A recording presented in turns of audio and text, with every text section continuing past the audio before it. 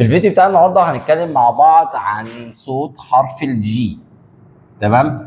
بص، جي تمام لها صوتين. طبعا صوتها الاول اللي هو ج، ج اللي احنا هنسميه هارد جي. تمام. امتى مستر الجي انطقها ج؟ ببساطه لو جه بعدها اي حرف ما عدا الاي والاي او الواي، او لو جت في اخر الكلمه. يعني ايه؟ زي كلمه زي دي لما اروح قايل لك انطقها لي كده جود، جود، يبقى هنا الجي هتنطق ج. نفس القصه لو قلت لك دوج، دوج. تمام. يبقى الجي لو ما فيش بعدها اي او اي او واي تبقى هارد، تبقى ج. تمام. اما الصوت التاني ليها ان احنا بنسميه سوفت جي، اللي هو بيبقى ج، ج. امتى يا مستر؟ ببساطه لو جه بعدها اي او اي او واي. زي ايه؟ زي الكلمه دي.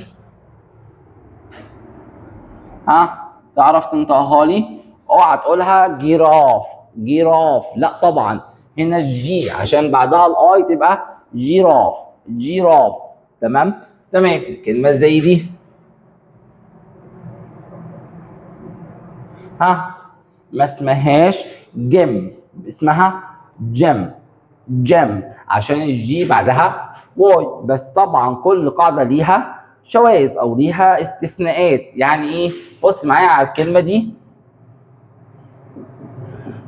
شوف هنا الجي بعدها اي، فالمفروض اقول جفت. لا طبعا، الكلمه دي هنا هتتقري جفت، جفت. طب بص كده، جي اي تي، الله، في اي فتخليها ج. لا، هنا هقولها جت، جت. الله مستر افرق ازاي؟ الموضوع بسيط. بص، لو هي ما فيش بعدها اي او اي او واي هيبقى الصوت ج، ج. او لو هي في اخر الكلمه دي ثابته. اما لو لقيت بعدها اي او اي او واي فانت في الحاله دي لازم تسمع الكلمه من القاموس، لان الانجليش لغه سماعيه، لازم تسمع الكلمه عشان تعرف هي هنا هتبقى ج ولا ج. السلام عليكم.